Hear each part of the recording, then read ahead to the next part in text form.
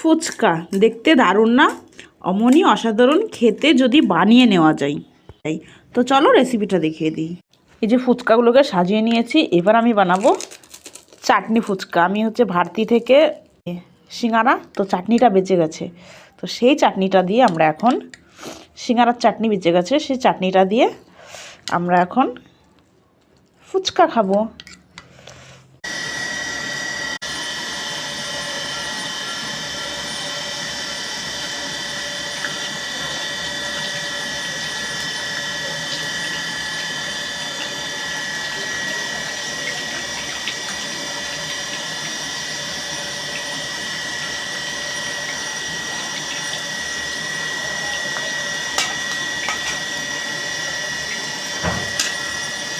আমরা খাবো ফুচকা। যে তার জন্য কতগুলো ফুচকা ভেজে নিয়েছি।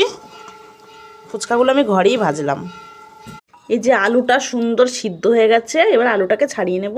করা হয়ে গেছে, এরপর দিয়ে দিলাম ছোলা মটর, দিয়ে দিলাম টমেটো কুচি, আর দিয়ে দিলাম লঙ্কা কুচি অল্প একটু, দিয়ে দিলাম পেঁয়াজ কুচি, সেটা দিয়ে দিলাম লবণ, জিরে, শুকনো লঙ্কা ভেজে একটা মশলা তৈরি করে নেব। জিরে শুকনো লঙ্কাটা আমি এবার বেটে নেব। চলো এবার বাটাবাটির কাজ। মশলাটা বেটে নিয়েছি, এবার দেবো ওই মশলাটার গুঁড়ো একটু। এবার এটা মাখা হবে ভালোভাবে। যে তেঁতুলটাকে, এই যেটা দেখলে জিভেই জল চলে আসে, এই যে তেঁতুলের কালটাকে এবার বার করে নেবো, আর তেঁতুলের এইগুলো ফেলে দেবো। কিন্তু এটা আমি ফেলবো, আমার মেয়ে বলছে এটা ফেলবা না, এটা আমাকে দাও, আমি খাবো। এখন ও জানি না এটা দিয়ে কি করবে, আমি তো চিপে চিপে বার করে নিলাম। নাও ধরো, দেখি কি করে। টক জলটা রেডি, তার টক জলে দিয়ে দিলাম লবণ, বাকি এটা জলের মধ্যে দিয়ে দেবো।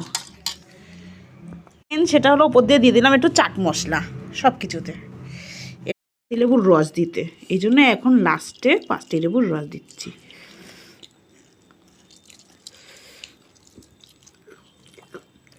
টক জল, এই যে আমার হাতে ফুচকা। খেয়ে বলো কেমন হয়েছে। কেমন? অসাধারণ, বুঝে গেছি। ফুচকা